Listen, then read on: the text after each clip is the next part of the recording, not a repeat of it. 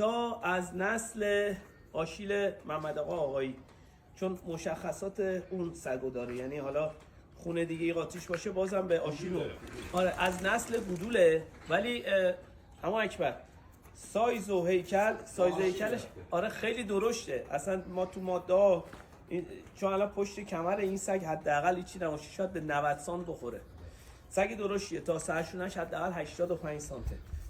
اینا نسلاشون رو با سگای درجه یک خط خونی‌های سالم بزنیم، اون بعدها در آینده در 4-5 سال دیگه نوه و نتیجه این سگ چیز بهتر و اون چیزی که ما دوست داریم از لحاظ زیبایی و هیکل و سلامت و خطا و اون خطای ژنتیکی اگه چیزی باشه، مشکلات مفصلی اینا گرفته میشه.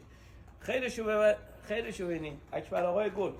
ما اومدیم امروز اصلا وقت گذاشتیم واسه این سگا و هدفمون هم حمایت از سگ ایرانی. از دوستانم خواهشمندم، من الان واسه پیج 2 که ما زدیم به بچه‌ها گفتم آقا خواهشاً خراسانی نفرستید، چون اکثرا ما این 6-7 سال پیشه تبلیغ کردیم آقا 4 تا سگ خوب نسل خوب مشخص همونا رو بزنید.